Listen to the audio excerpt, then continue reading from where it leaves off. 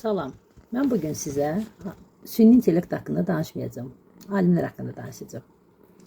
Mənə çox tez-tez verilən suallardan biri də budur ki, süni intellekt alimləri əvəz edəcəkmi?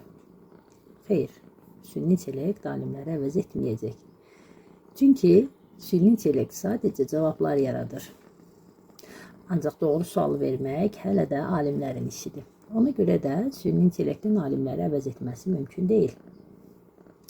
Əslində bəlkə də bizim qorxmalı olduğumuz şey süni intellekt deyil.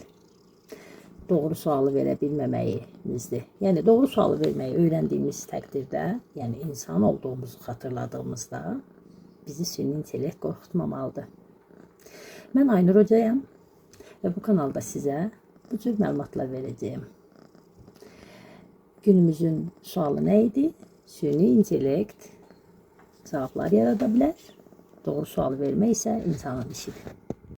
Mən Aynur Hocayam. Düşündüm ki, əslində videomu məşq üçün çəkmişdim, amma izlədikdə çox xoşuma gəldi və düşündüm ki, bəlkə də mən əslində videomu hansı tam təkmil düşünülmüş bir studiyada yox, elə bax buradaca paylaşsam yaxşıdır. Öz dünyamın içində. Bu mənim buludumdur. Onunla da tanış olmağınızı istəyərəm. Suallarınız olarsa cavablandırmaqdan məmnun olaram. Hələlik görüşərik.